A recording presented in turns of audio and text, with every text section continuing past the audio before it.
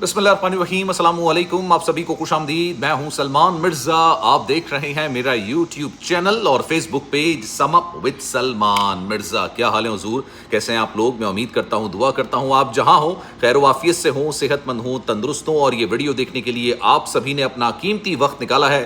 Video کے آغاز میں تہہ دل سے آپ سبھی کا میں شکریہ ادا کرتا ہوں۔ جناب 1 مہینے یا 1.5 مہینے پرانی بات ہے، میں نے ایک ویڈیو بنائی تھی اور آپ کو بولا تھا کہ وہ دن دور نہیں ہے جب سعودی عرب پہ بھی پاکستانیوں کے لیے جو دروازے ہیں نا وہ بند کر دیے جائیں گے۔ سعودی عرب ایک ایسا ملک جو کہ ہمارا بردر اسلامی ملک ہے، جس میں ہزاروں کی تعداد میں پاکستانی جاتے ہیں، کچھ عمرہ کرنے کے لیے، کچھ حج کرنے کے لیے، کچھ کمانے کے لیے، کچھ اقامہ لے کے جاتے ہیں، لیکن وہاں بھی پاکستانیوں کے لیے دروازے بند کر دیے جائیں گے۔ اور اس میں قصور سعودی عرب کا نہیں ہوگا، اس میں قصور ہم لوگوں کا ہوگا، کیونکہ پاکستانی وہاں پر جا کے یا تو بھیک مانگنا شروع کر دیتے ہیں، چوری چکاری کرنا شروع کر دیتے ہیں، سلپ ہو جاتے ہیں، لڑکیوں کے ساتھ چھیڑ چھاڑ کرنا شروع کر دیتے ہیں۔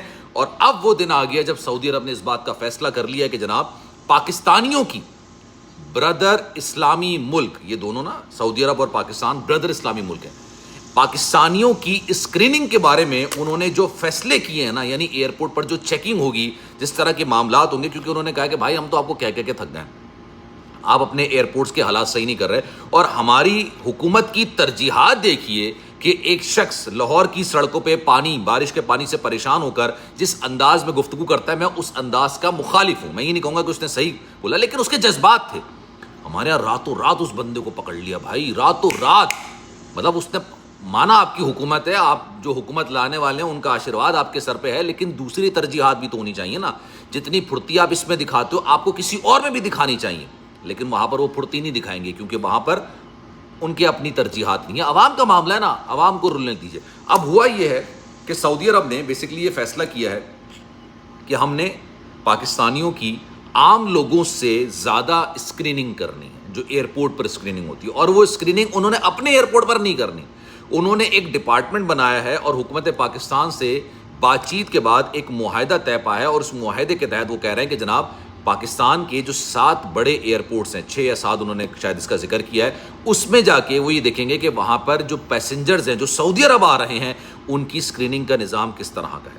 لیٹ سپوز بہت ساری منشیات نکلتی ہے یار، مطلب آپ یہ دیکھیے کہ سعودی عرب کی جیلوں میں نا بڑی تعداد میں پاکستانی موجود ہیں، بڑی تعداد، اور اس میں سعودی عرب کا قصور نہیں ہے، ان کی اپنی حرکت ہے، لیکن اس میں بہت سارے بیچارے ایسے بھی ہیں جو کہ دوسری کی وجہ سے یہاں پر آ کے پھنس گئے۔ کوئی جا رہا ہے عمرہ کرنے کے لیے، اس کے بیگ میں کسی نے کچھ رکھ دیا۔ آپ کو یاد ہوگا نا لاہور میں ایک فیملی جو کہ بڑی مشکلوں کے بعد، تک و دو کے بعد وہ عمرہ کرنے کے لیے جا رہی تھی، اس کے بیگ کے اندر باقاعدہ طور پر منشیات رکھ دی گئی، پھر وزیر داخلہ کی کاوشوں سے، حکومت پاکستان کی کاوشوں سے ان کو فیملی کو نکالا اور اس بندے کو پکڑا۔ راتوں رات نہیں پکڑا، لیکن چلو پکڑ لیا انہوں نے۔ اب وہ یہ چیک کریں گے کہ ایئرپورٹس میں ایسے لوگ ملوث ہیں جو مسافروں کا باقاعدہ طور پر بیگز استعمال کرتے ہوئے ان منشیات کی ادھر ادھر، آپ سمجھ لیجئے کہ یہاں سے وہاں بھیجتے ہیں، وہاں سے یہاں بھیجتے ہیں۔ اب انہوں نے اس بات کا فیصلہ کیا۔ اب آپ یہ سوچئے پوری دنیا کے اندر پاکستانیوں کے لیے، اور خاص طور پر پاکستان، میں کہہ رہا ہوں یہ ان لوگوں کے لیے زیادہ بہتر ہے جو کہ جینوئن طریقے سے جا رہے ہیں، ٹھیک ہے، میں پھر یہ بات کہہ رہا ہوں، ان لوگوں کے لیے بہت بہتر ہے۔ آپ عمرہ کرنے جا رہے ہیں، میں عمرہ کرنے جا رہا ہوں نا، ہم لوگ جینوئن لوگ ہیں، کوئی مسئلہ نہیں ہے، کہیں گے ٹھیک ہے چلے جائیے، لیکن ان لوگوں کی اسکریننگ کی جائے گی جو کہ جعلی شناختی کارڈ، جعلی ڈرائیونگ لائسنس پر وہاں پر نوکری حاصل کر لیتے ہیں، نوکری حاصل کر کے وہاں پر گاڑیاں چلا رہے ہیں، جعلی ڈرائیونگ لائسنس پہ، جعلی ہے۔ آپ سوچیے ان کی اسکریننگ ہوگی، اور یہ پورے پاکستان کے حوالے سے دنیا کے اندر کیا میسج جائے گا، کیا میسج جائے گا۔ اب ایسے بہت سارے پاکستانی وہاں پر موجود ہیں جن پر حد نافذ نہیں ہوئی ہے، جن پر کوئی ایسا دیت ان پر لاگو نہیں ہوتی۔ حد کا مطلب یہ ہوتا ہے کہ ان کا سر قلم کر دیا جائے۔ دیت، آپ نے کسی کا قتل کیا ہے، آپ پہ دیت بنتی ہے۔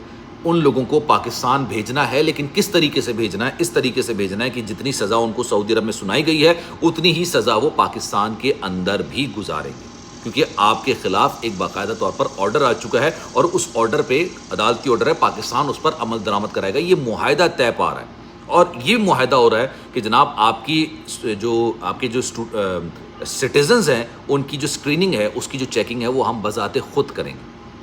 یہ پاکستانیوں کے لیے نا ایک بہت بڑی انسلٹ ہے، ہونی چاہیے۔ اگر آپ سمجھیں تو، نہیں سمجھیں تو آپ کی مرضی ہے بھائی۔ آپ کی چیکنگ الگ طریقے سے ہو رہی ہے پوری دنیا میں، پوری دنیا سے مسلمان آتے ہیں سعودی عرب، پوری دنیا سے آتے ہیں، بھارت سے بھی آتے ہیں، افغانستان سے بھی آتے ہیں، بنگلہ دیش سے بھی آتے ہیں، ملیشیا سے بھی آتے ہیں، پوری دنیا سے سعودی عرب میں لوگ عمرہ کرنے کے لیے آتے ہیں، حج کرنے کے لیے آتے ہیں، وزٹ ویزے پر آتے ہیں، اقامہ پر آتے ہیں، لیکن وہ آپ کی چیکنگ الگ طریقے سے کریں گے۔ اب اس میں کس کا قصور ہے مجھے بتائیے؟ پہلے نمبر پر ان پاکستانیوں کا جو کہ اپنی سہولیات کا غلط فائدہ اٹھا۔ آپ کو پتہ ہے سعودی عرب کے اندر ایک بچی کو، پاکستانی بچی کو پکڑا گیا، پکڑا میں نے سر پولیس نے نہیں پکڑا ان کو، ایک پاکستانی نے پکڑ لیا، اس کی ویڈیو بنانا شروع کی۔ اس نے کہا تم کیا کر رہی ہو؟ اس نے کہا میں تو بھیک مانگ رہی ہوں، کیونکہ وہ بھیک مانگنے ہی آئی تھی اس سے۔ اس نے کہا کتنا کما لے تو بھیک؟ کہہ رہے ہیں ہم لوگ 4 لوگ ہیں، وہ بچی بتا رہی ہے ویڈیو میں، پوری ویڈیو میرے پاس موجود ہے، کہہ رہی ہم لوگ 4 لوگ ہیں، میرے ماں باپ ہیں اور میرا بھائی ہے، ہم لوگ جو ہے نا وہ یہاں پر بیٹھ کے کمانا ہے، اور دن کا غالباً شاید 100 ریال ایک بندہ کما لیتا ہے، 100 ریال دن کا ایک بندہ۔ میں نے کافی پہلے اس پر ویڈیو بنائی تھی اور میں نے کہا تھا کہ جب اس کی کیلکولیشن آپ کریں گے نا ان 4 لوگوں کی، تو یہ 13 سے 14 لاکھ روپے پاکستانی بنتا ہے 4 لوگوں کا پورے 30 دن کی کمائی کا۔ کتنے لوگوں کی 13 سے 14 لاکھ روپے تنخواہ ہوتی ہے پاکستان میں؟ ذرا مجھے بتائیے۔ 13-14 چھوڑے، اس کی آدھی لے لیں، اس کی آدھی لے لیں، 3 لاکھ تنخواہ بتائیں کتنے لوگوں کی ہوتی ہے؟ بینک مینیجر کی تنخواہ بھی بیچارے کی 1.5-2 لاکھ روپے تنخواہ، ٹیکس ویکس الگ کٹے گا اس میں۔ انہوں نے تو دھندا بنا لیا تھا۔ عمرہ کرنے جا رہی ہیں کراچی ایئرپورٹ پر، ایک خاتون کو پکڑا، وہ خاتون ہندو۔ بھائی آپ کا عمرے سے کیا تعلق ہے؟ بعد میں تفتیش ہوئی تو پتہ چلا کہ بھائی یہ تو بھیک مانگنے کے لیے جا رہی تھی، ان کے اپنے رشتہ دار وہاں پر موجود ہیں جو پہلے سے بھیک مانگ رہے ہیں۔ یہ صورتحال اب پاکستانیوں کو فیس کرنی پڑ رہی ہے، اور اس میں جتنا پاکستانیوں کا ہاتھ ہے نا اتنا ہی زیادہ گورنمنٹ کا بھی ہاتھ ہے۔ جب آپ راتوں رات ایک بندے کو پکڑ کے اس سے ویڈیو بنواتے ہیں کہ مجھ سے غلطی ہو گئی، بھلے اس سے غلطی ہوئی ہے یا نہیں ہوئی ہے، انداز گفتگو اس کا غلط ہو سکتا ہے، لیکن اس نے ترجمانی کی تھی کیونکہ لوگ پریشان ہو رہے تھے۔ آپ تو بڑی بڑی گاڑیوں میں گھومتے ہو نا، آپ کو تو ٹینشن نہیں ہوتی، جو بیچارے بائکوں پہ گھومتے ہیں نا ان کو پتہ ہوتا ہے، ٹھیک ہے، لیکن آپ نے اپنی حکومت کی طاقت کا آپ نے اس ایک عام شہری پر زور آزمائی کر دی۔ آپ نے اس کو پکڑا، اس کا سافٹ ویئر اپ ڈیٹ کیا، اس کی ویڈیو بنائی، ویڈیو بنانے کے بعد آپ نے اس کو ریلیز کر دیا، ٹھیک ہے، کر دیا۔